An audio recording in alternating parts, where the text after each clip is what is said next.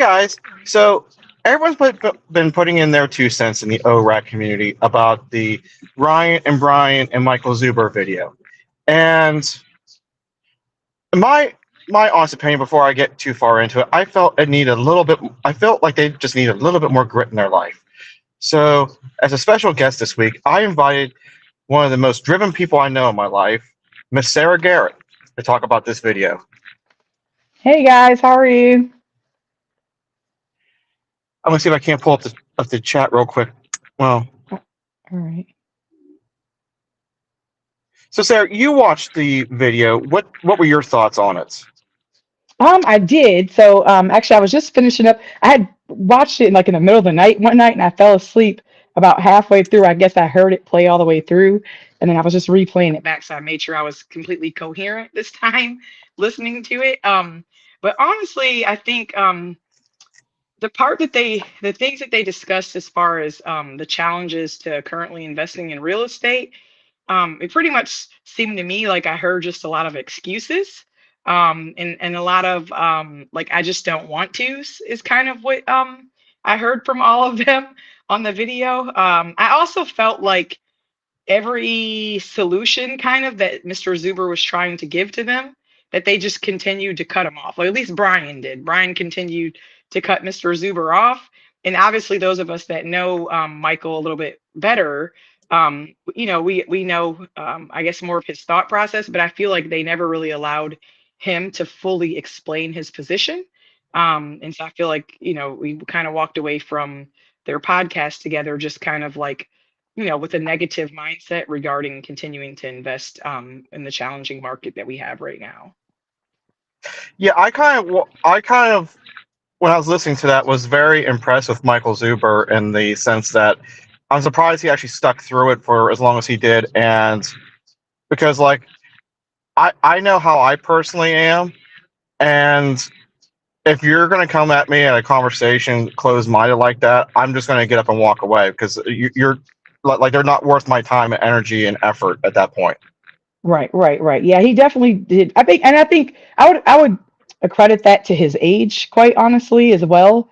Because that's kind of what something very distinct that I saw also is I'm like, holy cow, like because of Michael's maturity, they really had a lot to learn from him if they would have just listened. And Yeah. I think that they just were more focused on, maintaining their little paradigm in their position or whatever, and so they weren't interested in having him kind of shake their paradigm to continue to teach people that you still can invest in today's market. It's just about what's the work that you're willing to do. And then I took from the video that it seemed I'm not well, I think Mr. Pineda is close to age in me, so he might be a couple of years younger, maybe 4 or 5 years younger than me. I'm assuming that the Brian guy's closer in age to me also because he said he had a 15-year-old child. And so I think Mr. Zuber is at least maybe 10 years older than me. But I felt like they kind of like they think they know everything. And so they weren't really willing to listen to the wisdom I feel like Mr. Zuber has to offer everyone. And so I think that was a big problem, I guess, with the whole video, or their whole conversation is that they just, they are stuck in their position and weren't willing to listen to the things that his experience really could offer them. That's at least, 10 or 15 years older than them. He does have some miles on him that they could learn from. Well, I'll tell you the one thing that happened in that video that really kind of just it bothered me in all the wrong ways because like they're not letting Zuber talk and stuff. And at one point you could see he's about ready to start talking, and they shove an ad over top of him, Right. and and he's about ready to talk, and they do this ad about, "Hey, if you want to learn more about real estate investing, come buy our course." It's like you're bashing real estate and everything when you just made $1 million and you're talking shit on $20,000 a month, Right. and now you're going to sell a course on how to make money in real estate. And then when it came back, it was Ryan or Brian talking again. I was like, so whatever Zuber said there was completely just cut out of the video. Yeah, for sure. So that's what my husband, because he was like, "What are you doing today?" So I told him, like, "I'm gonna be on with Jack and Lynn." And so he's like, I want to be on. I'm like, no, no. I was like, I don't know if we're doing a live stream or if it's gonna like be pre-recorded for later. I'm like, plus you have to watch this, this video. So he's been watching it, texting me for the last like hour. And he's like, all they're trying to do is sell someone something. This whole entire program's about selling someone something. And honestly, I may end up reaching out to Mr. Zuber. 'Cause I know like he's having like Pace Morby on at the ORAC convention, and then obviously he did this video. But sometimes I feel like I might need to like email Zuber or call him and be like be that boot in his behind, because I feel like Michael in the social media world, that he is letting these people like hijack who he is, like who his heart is, that I've been able to see like Mike's heart from the beginning, like truly. And I think Mr. Zuber truly is trying to help the average, like normal, regular person or whatever that might make 75,000 or 100K or whatever, or even 50,000 a year. And I feel like a lot of, because Mr. Zuber is essentially famous now, right? I feel like he's getting kind of tugged around by these different YouTubers and these different social media influencers to like be something that he truly is not, because his heart is in a different place. So for example, Mr. Zuber's not interested in selling anyone courses. He has his money from his real estate, right? And his whole thing, like it's the same thing with me. Like I don't want to make money off this because it's available to everyone here in our country. And I'm not trying to make millions and millions of dollars a year either. I'm just trying to teach the regular Joe on the street that they can make a better life for themselves by having a few properties or whatever. And you don't have to have all this, showy, flashy stuff, if that makes sense. And I feel like different influencers are trying to like get Mr. Zuber to do that, if that makes sense. I mean, I could be the only one that sees this, but that's just kind of what I've noticed over the last year, is I feel like he's being like pushed in this corner to be somebody who he's not sometimes, which he seems to always like come out of it or whatever. But his heart to me is just in a very different place than most of the people that are online, like we just said, selling stuff. Like that's not where Mr. Zuber like is at. Like he doesn't need to sell stuff because he's comfortable with the money he has from his real estate, and he's not trying to make money off of people at all. But all the rest of these people are like, that's how they're making their money. They're making their money by selling stuff. So they're really in sales versus being real estate investors and teaching people how to do that. You know what I mean? Hmm. Yeah, I think that he acknowledges that though. Like I think he like understands like his motto is like one rent at a time, slow and pacey. He acknowledges that we're not here to replace our income right away. We're here to build wealth. But Right. also the way of him getting more appeal to the masses to like be known as the model, because like if you look up the majority of people that are selling courses or being guru real estate is like the bigger the better, how many doors you have, blah blah blah, all those things, right? But because Suber is not growing as exponentially as these other people, I feel like by proximity he's also having more FaceTime with the people that are not thinking like I can never do what Ryan Pineda is doing, flipping like 100 houses every year. But if by proximity Suber is in that conference or being exposed to those people, he can be like, well, there's also this other guy who's also doing just this slow pace of building your wealth. And I think he's mentioned that he knows who Pace is, but by bringing him as a speaker on the or a Oh, conference, okay. he wants to expose the people that follow Pace to a different kind of model, different kind of investing, in which like he's not selling a course. You don't have a like $17,000 membership Right. premium to join, but we're also working towards kind of the same goal, which is to be ultimately in the free and independently of like what your income is, right? So that makes complete sense. That's what I was saying. Like I feel like he always like pulls himself back out of it, if that makes sense. But I always feel like there's these like people tugging on him to get him to be who he doesn't really want to be. Like that's just not who he is. But that's a really good. I didn't think about that. Like he chooses to entertain them in order to really reach the people that he wants to reach. That makes a lot of sense or whatever. Because I do always worry about him. I'm like, this is not who Mr. Zuber is.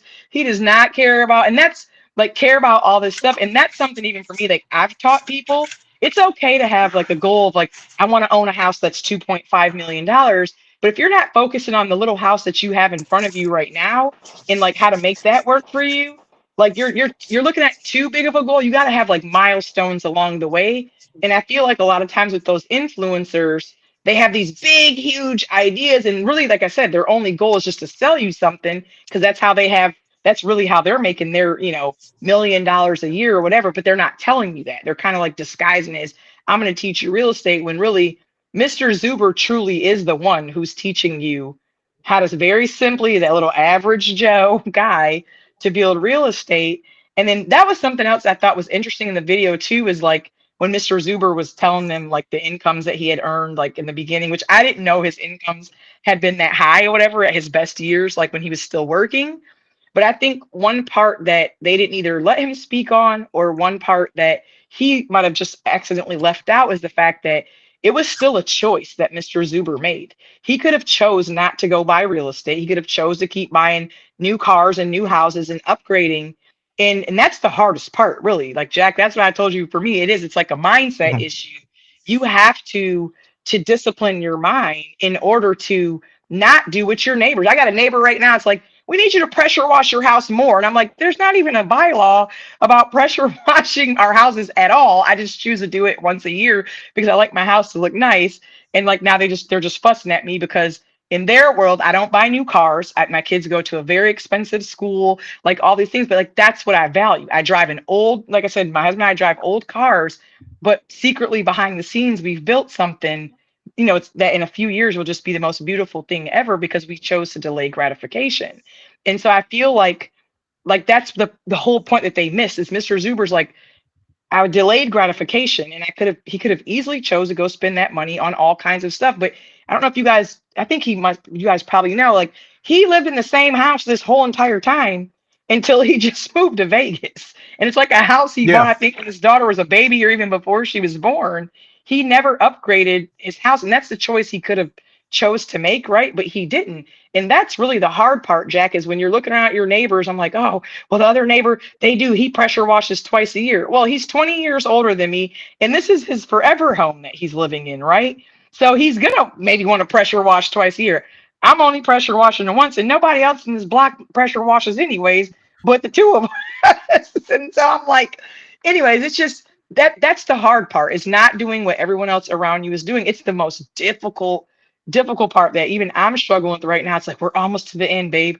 We're almost to the end. But it's like, we just got to stay the course, Mhm. So yeah, that's a good point, Lynn. Yeah, and I don't know, like that.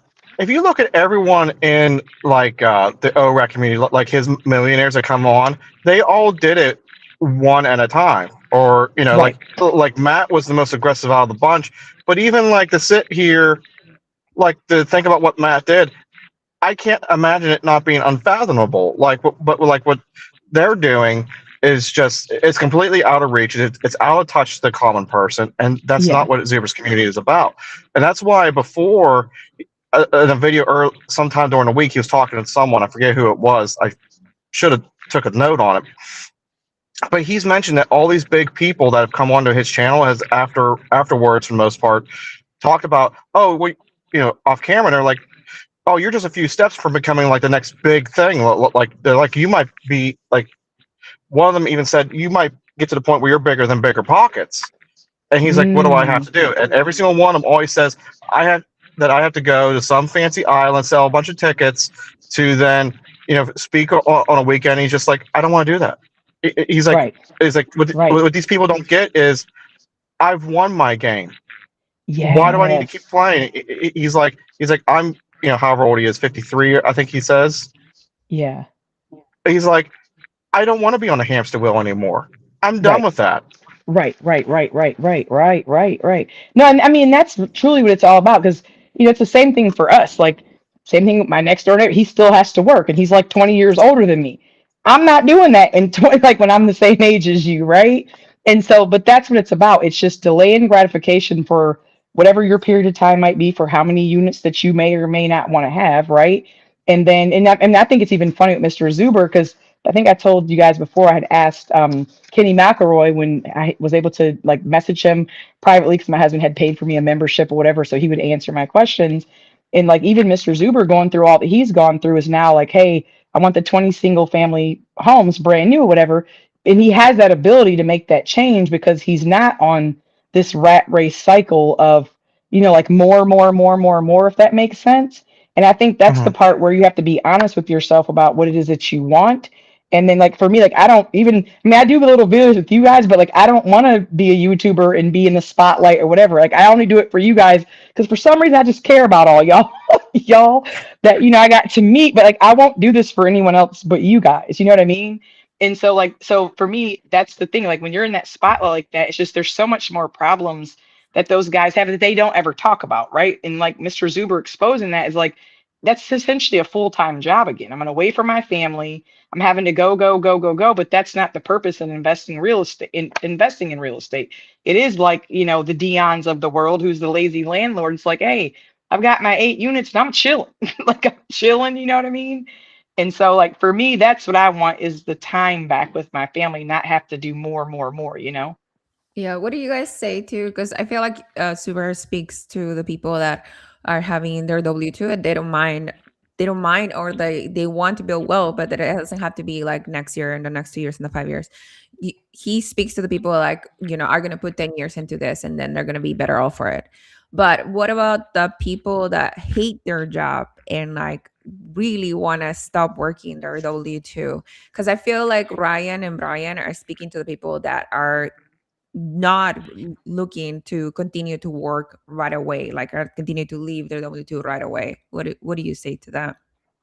So that's something that I kind of like when I was writing some notes, like I don't know, maybe last year, is like this is the part where you have to sit down and be honest with yourself, like what is it that you desire, right? And so you do have a demographic of people that they do want to quit their W-2 now. And so for me, I would suggest to them to like accumulate as much as they can right now and make sure that it cash flows because then, and even like we've talked about before, the value of the property really doesn't matter unless you're trying to leverage some equity to accumulate more quicker than I guess the timing of the time that you bought it. If it's a high market, low market, whatever, that makes a difference. But like in the case of me and my husband, I don't know if I told you before, Lynn, but like I never desired to do anything but retire from the Army because of the long-term benefits that I would have until the day that I die, having retired from the military. And so for me, I didn't even really mind. Like I always bought low home prices. Like I didn't overbuy on home prices, but I didn't mind even if I just broke even every month. So I've got like one property right now that I finally, after all these years, will actually be making like 600 a month in cash flow when I finally renew a lease, whatever. I've had this tenant, I have a tenant in his house like for the last 6 years or whatever. And so once he leaves, he's been telling me the whole time, Mrs. Garrett, you can charge me way more money for this. I mean, for this property. And I'm like, I know, but he's an amazing tenant. I love the guy. I'm going to be so sad when he leaves. But the duty calls. He's a soldier as well. But I've literally just been like, I don't need to increase the rents. I'm fine because I've never, the way I did our budget, I didn't need rent from it. I just wanted to partner with someone else using my W-2 income to just get the property paid off. And so this particular house, like I'll have it done like 15 years paid off or whatever. And so that was my whole goal was like, whenever you make your payment, I make my payment, we're making double payments, it'll be paid off. But then it's like now, because I just kept his rent, right. I gave him like $50 increase every year. And I would always ask him, can you handle $50, whatever? Sure. He's like, you could charge me several hundred more. And I'm like, no. Just as long as it's getting paid, he doesn't know my whole strategy, but my strategy was never to leave our jobs, me and my husband, and just to keep it, but to use all of our money and invest essentially like in the stock market and real estate. Right. And so for me, I feel like if you're not honest with yourself, or like you have to kind of have that conversation with yourself, it's like, what is it you want? Because the people that do want to, accumulate a bunch because they don't want to work their W-2 anymore and their whole goal is to get out of their W-2, then you do need to accumulate a lot of doors, right? You do, in order to have that cash flow to replace whatever your current W-2 income is. But in our case, it was never even about cash flow. It was really just to make double mortgage payments was my actual strategy or whatever. But the price points of what I bought at were low enough. And I did 2 new builds actually as well. And so, but there was a lower price point, a 3 or 4 bedroom, 2 bathroom houses, which I guess was a buy box. I didn't even know what that was back when I first started or whatever. And so, and that's just what our goal was. And so I think people need to, like, I guess, be very clear about that when they're teaching people, like, hey, what is it your goal is? It's kind of like when you go to a financial advisor, like, I need to know your whole picture. You can't just say, hey, is this a good investment? Like, what is your long-term vision and goal for yourself? And sometimes that changes. Like I said, if my, husband hated the army that much, then I could have shifted and said, okay, now we need to focus on tons of, cash flow, which might have taken me to different areas to invest in or whatever, right? Like I know even for you, like that's a prime example. You invest in a different location and that works. And that was one of the excuses I felt like Brian kept making was like, you're not even letting Mr. Zuber explain this, but like there's tons of us in this community that invest in other areas because your money in California or, mine in Hawaii or wherever goes further in another market.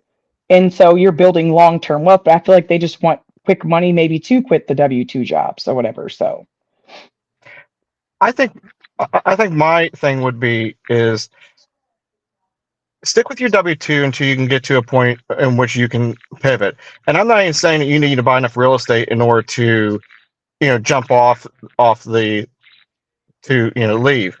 But have a game plan. Like you could do like what Lynn's doing and start a business to create income that can substitute your W-2, and then you can move on as you're still investing in real estate. And that's kind of what I'm doing as well.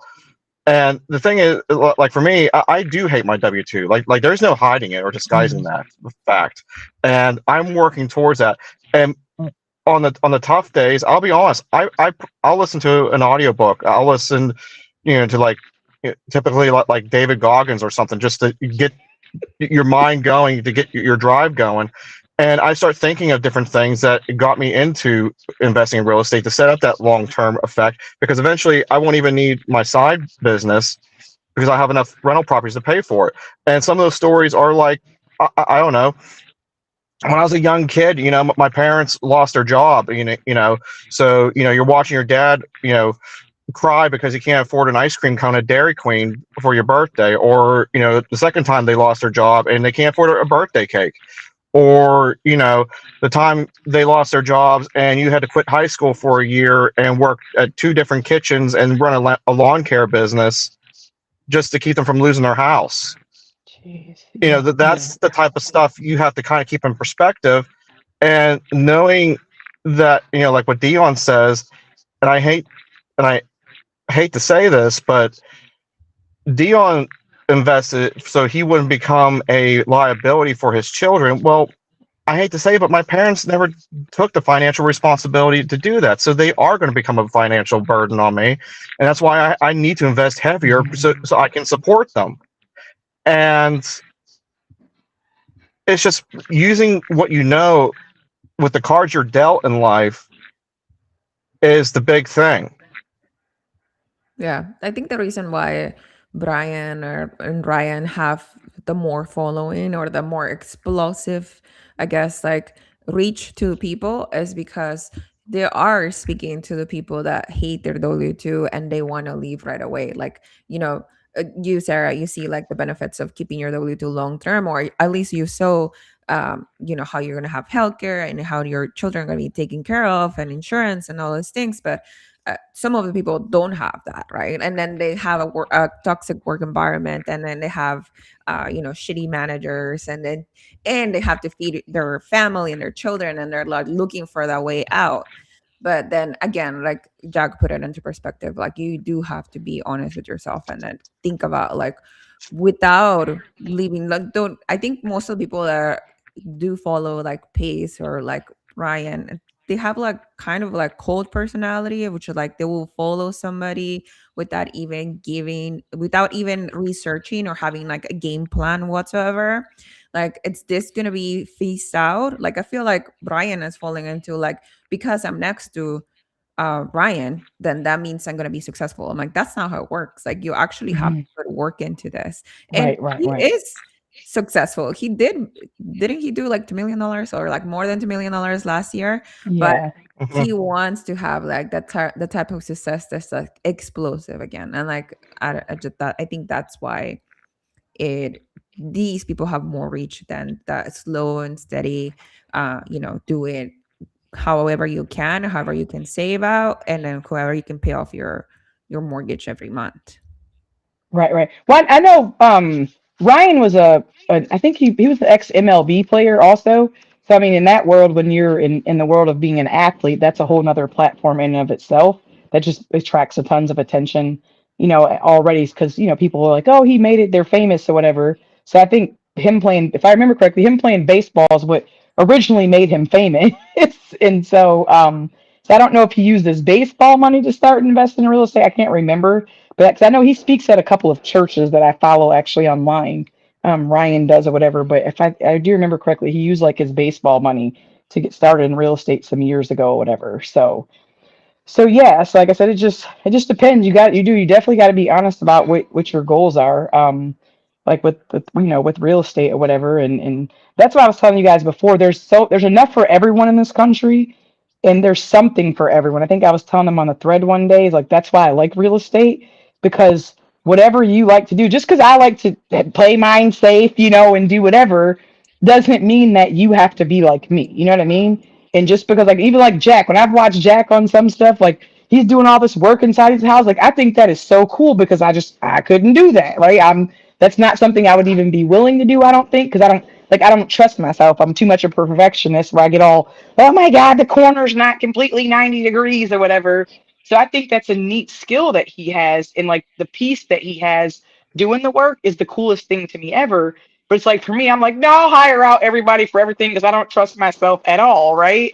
And so like, and that's what makes it cool is like we all can do something different. It doesn't mean that you're better than me or I'm better than you or he's better than you or less than. It's like there's something for everyone.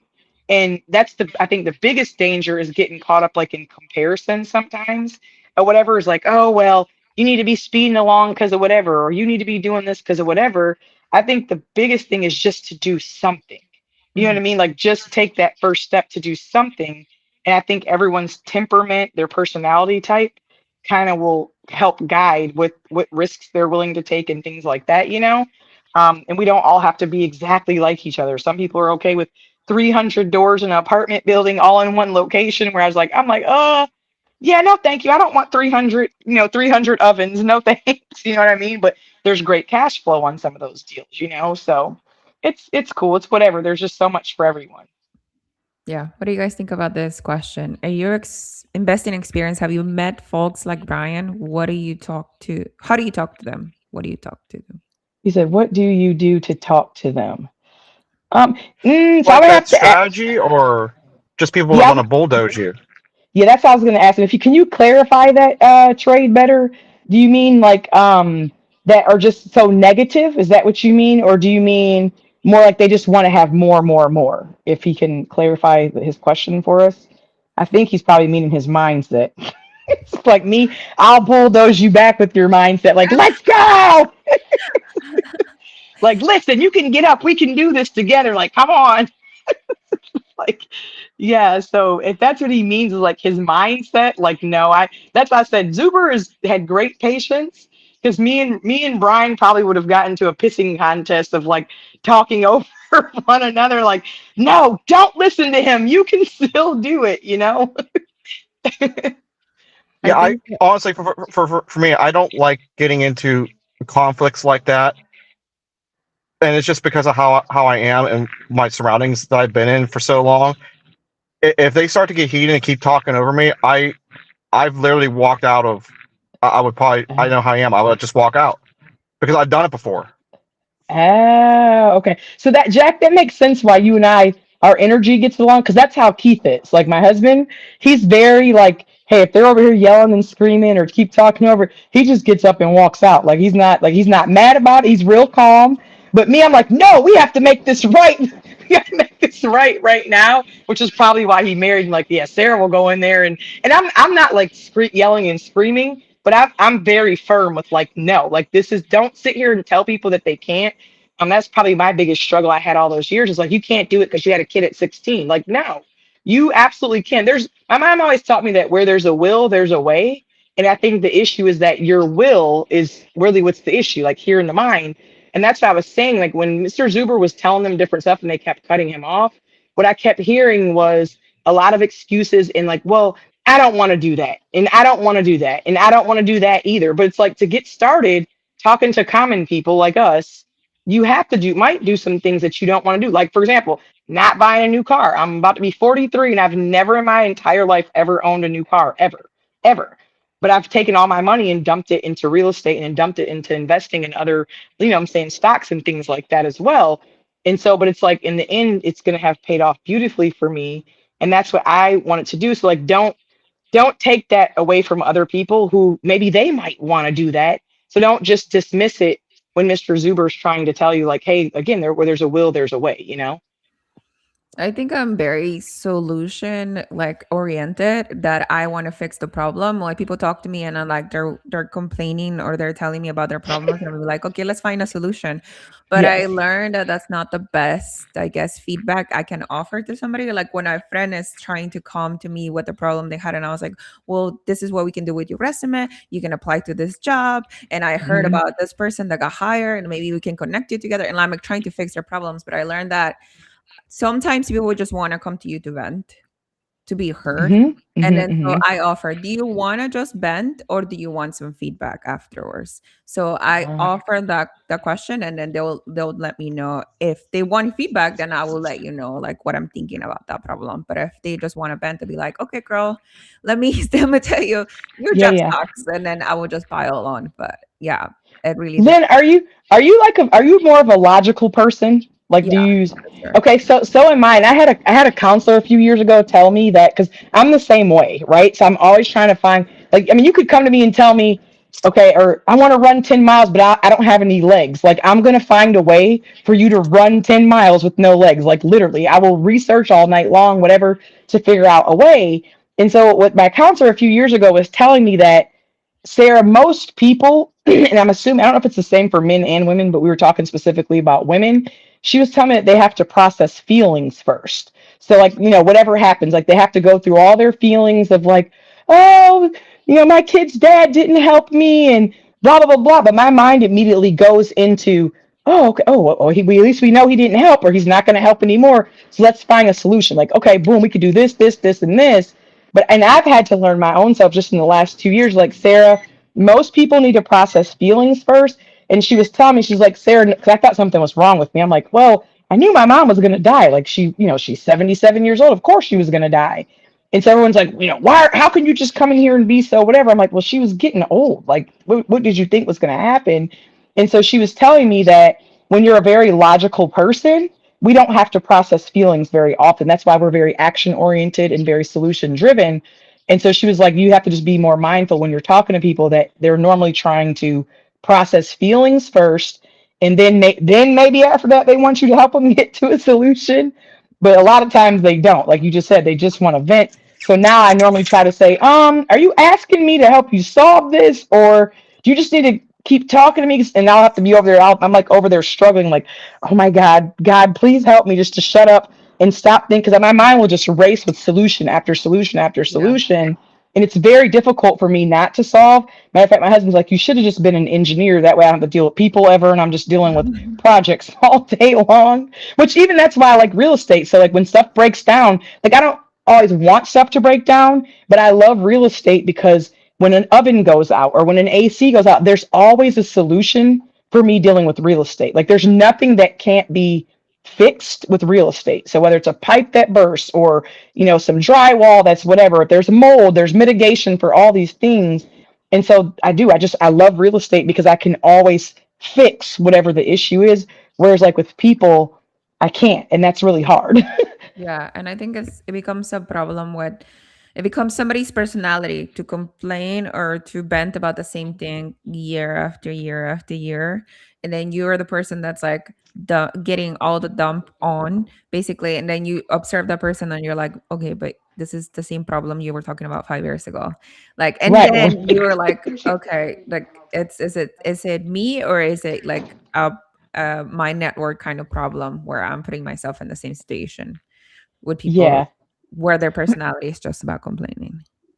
Well, I think sometimes too for me, because I had to learn years ago that all of our personalities, like no matter what your personality is, we usually attract the same kind of people. And so for me, because I am very solution driven and very goal oriented, I always do seem to attract people in my life that have all these problems. And I feel like it's honestly a test of like my faith and my like relationship with God, because they're not really interested in solving problems, right? And so I'm like, oh, this is not fair, God. Like, why do I have to always just listen? So I feel like that's what my growth has been, is like, Sarah, just listen. Listen to just listen and don't solve, which is so hard for me. It's so Yeah, hard for me. it's a You know, natural. right, but I learned to accept. I mean, I'd say probably 12 years ago, I learned to accept. It's like, oh, because I would get mad like years ago, like, why do they come to me with all these things? I give them all these solutions on a sheet of paper. I literally send you hyperlinks to how to do this, this, and this, and they never do any of it. And then a year later, they're coming back like, yeah, I'm still having this. I'm like, dude, I feel like this is deja vu, and it is, because we went through this before or whatever. And so it is, it's just, it's tough or whatever, but I just learned to accept myself years ago, because I used to feel bad about who I was. And then, like I told you, one of my counselors told me, is like, no, Sarah, who's supposed to be in your life will be in your life. And like, even when I came to speak out there with you guys, my counselor had been telling me like 2 years prior to that, like, Sarah, you could really help people learn how to build wealth with real estate. And I was like, no, because most people they don't want to do anything. And so then she was like, well, you could just charge for an event. I said, well, I don't need the money. So I don't, what is that going to solve? Because she does seminars and stuff sometimes, and she was telling me that it helps weed out people who are the serious ones from the not serious. But the biggest blessing for me is because like I don't have the time to set any of that kind of stuff up.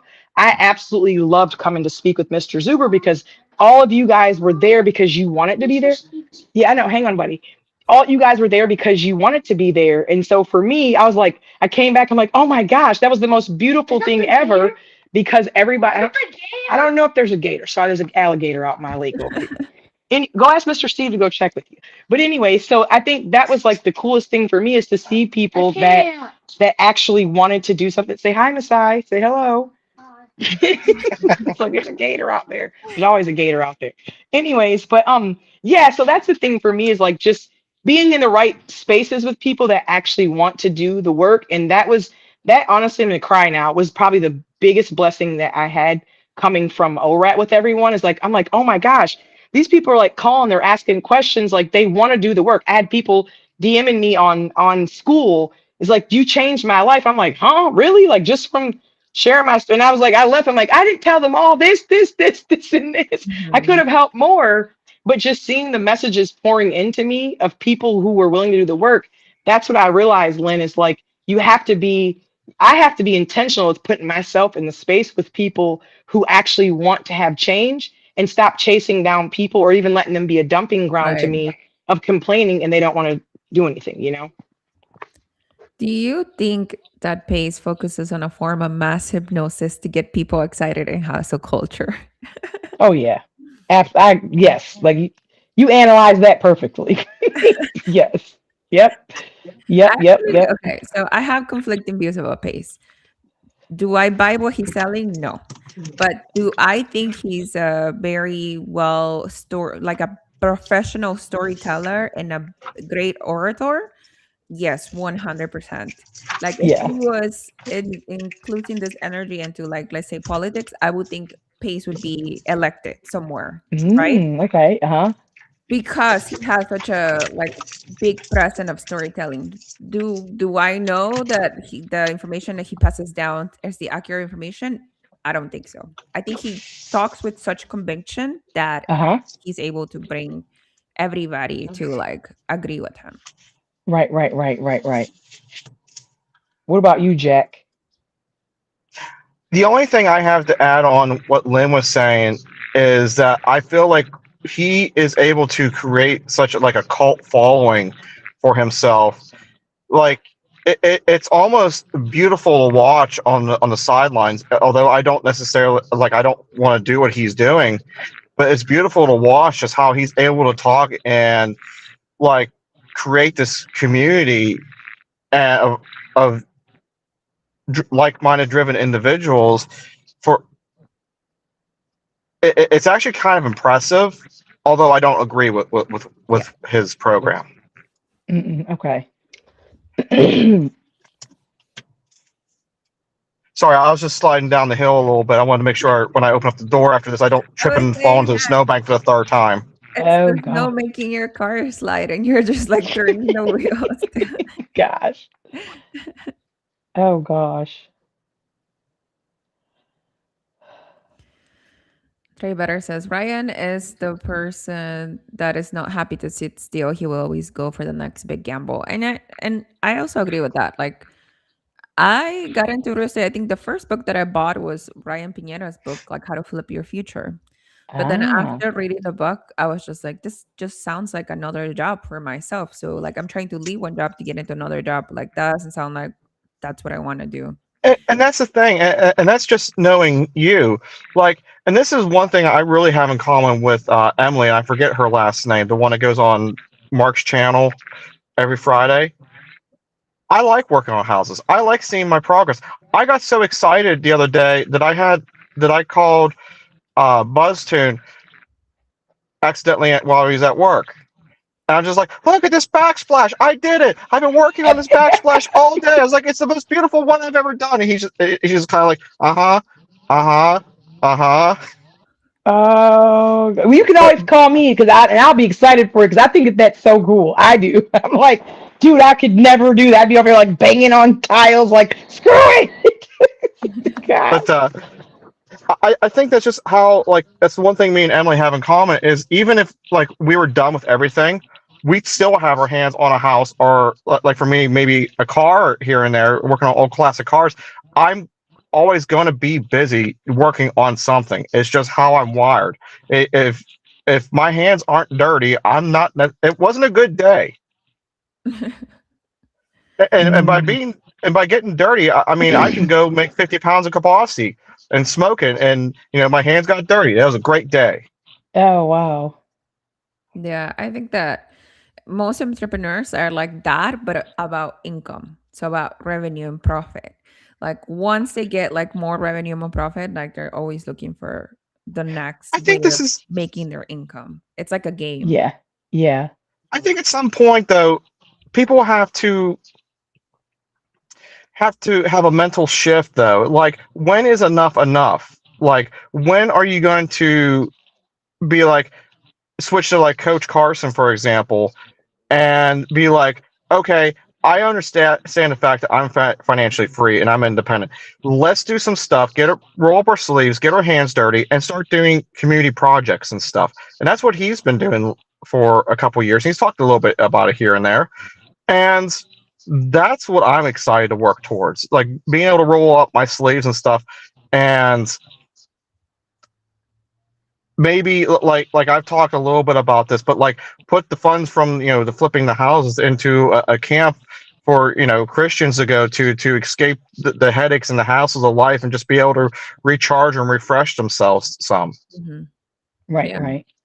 Well, I think that's the kind of the issue. Like I told you, why I like talking to all you guys is because I've essentially have arrived also here in just a couple, I guess 2 more years or whatever.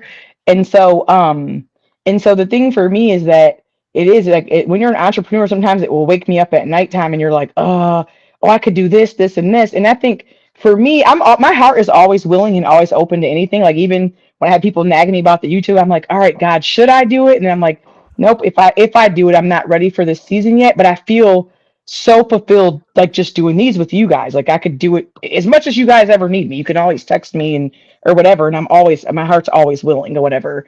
And so for me, like, but my why of even building what we have built, because we chose to stay in the military and all these things, like Keith and I, we're very simple. Even if I made $1 million a year, I would have the same style of life that I have right now. My heart actually is that of a giver. And so for me, I just want to help people that are truly trying to help themselves. Those people that maybe had a kid as a single mom and need a semester of college paid for, or whatever it might be, because maybe they don't, have something or whatever, or I can buy them a little car or whatever someone might need. Like that's where my heart is at. And so I look forward to that because here in just a few short years, I'm in that position to be able to do that. And I'm very thankful for that. So I feel like sometimes my mind can kind of run wild for me because I'm like, all right, I'm going to take the risk and go and dump all this into commercial or go do this or go do that later on because I can help more people or whatever. I can reach so much more people. And so it's hard to say, okay, definitely in my case, like when is enough because there's always someone that could be helped. You know what I mean? And so it's just like, I'm like, okay, stop racing brain, stop racing or whatever. So I've been kind of like trying to, be back here dealing with all that I'm dealing with Keith gone or whatever. And then it's kind of given me some time to reflect, like deeply reflect, because I do have so much on my plate right now. It's helping me figure out truly what step do I want to take moving forward, because just like what I have just from the Army alone by myself, Keith and I can live off of for the rest of our lives. And so everything else, once I'm done with raising these last kids at home, truly can just all be given back to something in this world. And I don't have ideas, but I just see so much more opportunities that I could do or run with. And it's like, when's enough, you know? Yeah. I think that, Jack will always be working on houses regardless of what's going down inside or outside. I feel like you do need something like that. But I don't feel like I need that. I feel like maybe part-time I need that, like constant stimulation, but I also want to relax. Like I also want to Yeah. rest somewhere. I also want to travel. I also want to do like different things with my life. And I'm in the same boat as Jack, and which I would bring my parents with me because my parents are immigrants. We're all immigrants. So they are in their 70s now, and then they won't have many more years, so walking years, and in which I want to bring them along as well. So that is where I stand. But then I would be, if there is more than enough for me and my family, then give back. That would be ideal. Yeah. Okay. You just have to buy more rentals this year. That's all. No, not this year. Yeah. Oh gosh. Oh my gosh. Let me see. Any more thoughts about the video? No. I guess I just wish they would have let Mr. Zuber talk more. I just feel like he never, like, if you had never heard from him before, and that was your first time on the channel, like, you wouldn't know. You What wouldn't he know. stands for, Yeah, like you just would have like, oh, who's this guy? And then because they're like famous and they have all these large, big numbers and all this kind of stuff, for whatever reason, people are drawn to all that, flashy lights and whatever. But I'm like, there's a lot that goes on behind the scenes with all that they're doing. Like they probably work in 80 hours a week or whatever. And so that was like bothersome to me. It's like, okay, let Mr. Zuber talk, and then like at least let him explain his whole position. Like, because I remember he had asked the guy, well, what was your buy box? And like the guy just cut him off. Like he didn't even go into, because he didn't know what a buy box was. The guy didn't. And then it's like, can you go ahead and explain at least what the buy box is? And like they moved on to a new topic. So I was like, well, this is kind of rude. Like I thought he was a guest on this show. Like you normally let a guest speak, but I think too they're just like they're younger, and that's why I said Mr. Zuber, or why I always have friends much older than me, and I love it. Even their regrets, because I learned so much from them. Like, hey, I should have done this, or I wish I'd have done that. And then I look at the good things that they've done, and I kind of pull from all that, and then just try to walk it out in my life, or not do certain stuff in my life. And so I feel like if they had listened to him, and I mean, I think even too, they really got him on when he started saying what his incomes were, like, oh, you're not average or whatever, like blah, blah, blah. But again, my point was that it was still a choice. He could have chose to use that money for anything. Like I said earlier about my silly little pressure washing. I'm in the house like, should I start pressure washing twice a year because he does next door? When there's not even a rule to pressure wash, I'll just do it because I do it to all of our houses. And then I'm like, no, to me, that was a form of like keeping up with the Joneses, if that makes sense. I'm like, no. And my husband's like, I'm texting, we'll pressure wash the same time we always pressure wash in March. And then I'm like, well, I'm mad now. And he's like, calm down, babe. I'm like, he's just trying to get me to waste my money to pressure wash twice a year because he does. But then I had to stop and say, Sarah, this is his forever home in our neighborhood. Like, this is not our forever home, right? Even though, so he's coming from the place of this is his forever home. So he's going to assume that about us. But like, we move all the time, And so for me, it was like, no, I don't need to keep up with the Joneses. I mean, it sounds dumb because it's just pressure washing, right? But to me, I'm like, no, that's another $600 I can spend on to make another mortgage payment somewhere. You know what I mean? And so that I never pressure washed my house, and I lived here for 6 years. Oh, really? No, I pressure wash all of our houses once a year or whatever. And so like, because it just keeps like the curb appeal, they all look nice. And that's why I said I think I've never had any major problems at all with like renting or my tenants. I've never had to evict anyone, knock on wood, like thanks be to God or whatever. But you know, and I enjoy just being able to work with my tenants too. Like if they have a hard time or something like that, I enjoy that relationship part or whatever. But yeah, I'm like, I'm not gonna get caught up with the Joneses of like, I should just pressure wash again because you pressure washed your house, and so you have to stop, you know, and just think again, this guy is 20 years older than me or whatever. And that was the thing for me is like, I felt like they should have at least listened to Mr. Zuber, because even if you don't agree and you just, your whole position is like, there's no way to invest in 2026, he still has a piece of wisdom to offer you. Because even for me, like my husband and I together, when we bought our first house together, was actually at the top of the market. It was in 2008 that we he was born 2009. We bought our first house together. Keith and I did, and at the time I didn't know it was like the top of the market. I just know the bank was like, "Oh, you're approved for so many hundreds of thousands of dollars." I'm like, "No, no, no. I just need 150 or whatever." And and that's the house I was just telling you about. It's like now I will have a substantial amount of cash flow on it or whatever. And I think that they had just heard Mr. Zuber out. Like this is the long game. We're not most of the people I'm talking to, it's the long game. I encourage them to keep. In fact, Mr. Zuber kept his W-2 pretty much the whole entire time. Also, he just realized I need to stop spending on my W-2 because I don't have anything long term to fall back on. And again, that was the most important choice that he ever made, was to crucify when everyone's next to you getting a new Mercedes Benz with every promotion. I mean, that's something my husband and I watched just in the Army with soldiers. Is I'm like, watch them. Every time they get promoted, they go get a new car. Every time. It never fails. And oh, I deserve. And they're over here looking at it like, sir, why you drive this old car? Yep. Don't worry about what sir has going on, right? I'm gonna be okay. Like when I get out the Army, I can sit, if that's what I want to do, can sit for the rest of my life and do nothing ever again. And so that's my thing is I feel like there was like manly or fatherly type of wisdom Mr. Zuber could have given them that they just completely blew off because, well, it doesn't work anymore. And you were only able to do whatever because of whatever. It's the same story they told me. I'd never be able to do whatever because I had a kid at 16. And so it's very irritating to me. Definitely when you don't even let them speak, Yeah, and let the record stay, like these two people are still working, like Ryan and Brian. Yeah. They Right. both have like full-time jobs, very demanding. But Right. Zuber is chilling. Right. He's doing what he wants to do. And that's the thing too. I think even with the social media, it's like you don't see all the things that go on behind the scenes. Like, okay, I'm here wanting to help people. And my son's like, there's a gator outside. Like, there's gators all the time. Really? You want to come in here and, bother me now or whatever? And so that is a huge difference is Mr. Zuber has freedoms that that they don't have. And I think the social media kind of feeds into it because it's like the hypes and the thumbs ups and the clicks and all this stuff.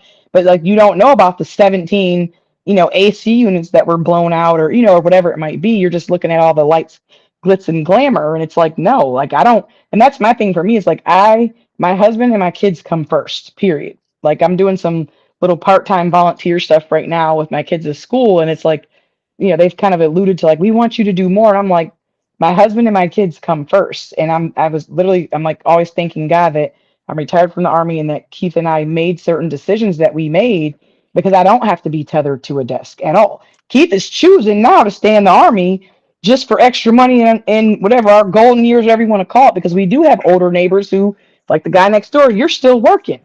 Like when we're your age, I mean, when I'm less than your age, I don't have to work now, but my husband is whatever, you're 20 years older than my husband, and he's just choosing to be in the Army by choice right now, whatever. And because he's past, what he could retire or his first, retirement window or whatever. But yeah, so that's a great point. Like Mr. Zuber's not having to be running around doing all this crazy stuff. So Yeah. And I think I think my only other comment really on that video was one of the very last lines in the whole video. And I don't know who said it because I wasn't really watching it. I was listening to it at this point. One of them said, "Oh, if you like this conflicting argumentative type of podcast or whatever that he termed it as, make sure to like and subscribe, and we'll continue doing this." And it's like, and that right there told me that Zuber didn't know what he was walking into. His follow-up videos kind of confirmed that. And I was like, this was a complete setup from the beginning. okay. I didn't see that. I'm gonna have to go back and look. It's like I'm so busy. It's like one of the very last lines in the video.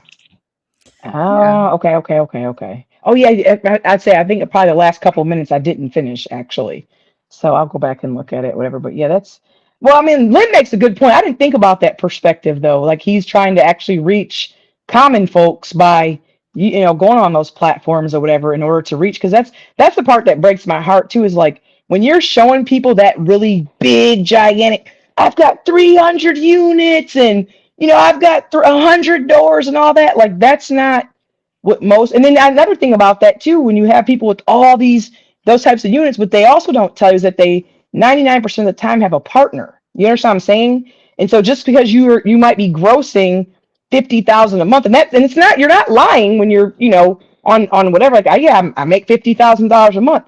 Well, what are you netting after all that? You know what I mean? Like, what's the net? And then when you have a partner, you're not getting all that money because in my world, Keith and I are the only partners we need. Because years ago, Keith would fuss and we should get a partner. I'm like, I don't need no partner but you, baby.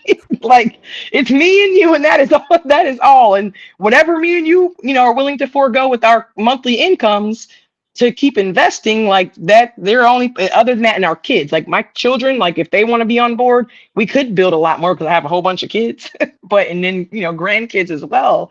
But for me, it's like yeah, like there's so much more that goes on under the surface or whatever, that they don't talk about. And so for me, yeah, like let's talk about all that stuff, the hard stuff. And the people that don't know anything about it, I think they get hyped up in buying, a course for a couple $1,000 or whatever. But it's like if you have that's a couple $1,000, you could be investing in your own single family home that you and your spouse or you by yourself own, and you're completely in control of that. That's another reason why I don't like what's his name, Grant Cardone. I don't care for him either because he's getting people to give me your money and I'll do it for you. And it's like, no, you can get your own house for your own self with 3% down. Like, why are you gonna give him $4,000 or $5,000? You can go find you a house somewhere in another market and put that 3% down for yourself, and then get yourself 200 a month in cash flow or something like that. But they don't tell you all that. They just hype it up and you're gonna be rich. You're gonna be rich. Like,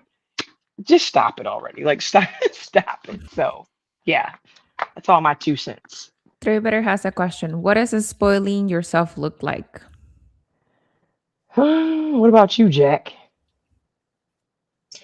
I think so. Spoiling myself, I'm picturing myself older, and I picture myself with the garden on the campground and drinking my morning coffee, watching deer, and spending the afternoon or going fishing or hunting in the morning, and the afternoon spending it working on classic cars because I'm not going to be want to work on houses anymore at that point, and just enjoying my time with Cynthia. Like that's the ideal life. Agreed. I feel like this is so LA, but like start the Oh, morning. you're gonna with work on a classic cars workout. too? What? I said you're gonna work on classic cars too? No. No, so like workout, that breakfast, like some kind of acai bowl with chocolate, tidbits or something. A walk with my dog and my boyfriend, and like, have lunch at a cafe or something. Like it's not something like no like private jets, like no expensive like hotels, not like Chanel bags or anything like that. It's like very not having to worry about income, not having to worry about my parents, being like, needing money for their monthly services or whatever, and just being able to like take off Tuesday afternoon. Oh, okay. So for me, honestly, like spoiling myself is actually being able to wake up every day and find someone, like having the money to find someone to go find someone in need that needs help. Like that to me, like that. I don't know. I guess maybe it's just something that God made me born with. I don't really know, but the joy that I get, or like the pleasure that I get from being able to help someone else in need, is like the most like euphoric, like mind blowing experience for me. But the catch is that I really enjoy it when no one knows that it's me, if that makes sense. So I like to do stuff like years ago when I lived in Hawaii. I was dealing with depression actually then from Iraq. And I was like, okay, what can I do to come out of the depression? So I used to go every pay period and I would buy like 30 Starbucks gift cards back when $5 could actually get you a coffee. And I would load like 30, or I mean, some, it depends, like, 'cause we get paid every like twice a month. And I would get like $35 Starbucks cards like on the 1st and the 15th of the month. And what I enjoyed to do was like, I would see, like, say if I saw a mom struggling in the grocery store with her kids or whatever, I would write a handwritten note and I would hide behind a counter and I would tell one of my kids, like, hey, go run this to that lady over there. And I would write in there, hey, you're a really good mom. Keep pushing through. I know it's tough, but like, you got this. And I put a smiley face. And I would never put who it was from. Oh, And so I taught my kids, like, run it to the lady, say, here you go, and then run really fast back behind, like, this aisle or whatever with me. And like sitting back and watching like those people with something as simple as a $5 Starbucks card, how much it changed their life. I mean, sometimes I'd see people just start crying, like, oh, and they'd be looking around like, where's the kid that gave this to me? It gives me so much joy. So to me, I feel spoiled having the ability to always help other people in need. And I just want to be able to do more. So to always have enough money. So like I said, if someone needs like their rent paid or whatever, like that's what make to me is being spoiled. And then just being able to have, the only snotty thing I really like is I love my fresh ground coffee and my Breville machine. It's about a $400 machine. And me and Keith and I have beans that we get from Fresh Market. I'm contemplating buying some beans, but they're $60 a pound from Hawaii. And I love fresh ground coffee every morning with me and Keith and just sitting together and talking. But other than that, and then just being able to do things for others is, to me, is spoiling myself. Mhm. I think Jacek says, remember when coffee was complimentary? I don't remember. These two old days for me to remember. It was never complimentary. He's Thank you a very little bit old. Is he a little bit? He's probably the same age as me. I do remember. Yeah, I think Keith and I went to a restaurant when he was home for Christmas, and I'm like, $5. I'm like, we just had a coffee at the house. And it's like, I'm like, because it did used to be complimentary when you'd go and like have breakfast somewhere or whatever. But now I'm like, they charge another $5 for that stupid cup of coffee. much. It's not even our fresh ground coffee at home either. Millennials don't remember, Jacek. That never Oh, happened to us. oh gosh. Oh.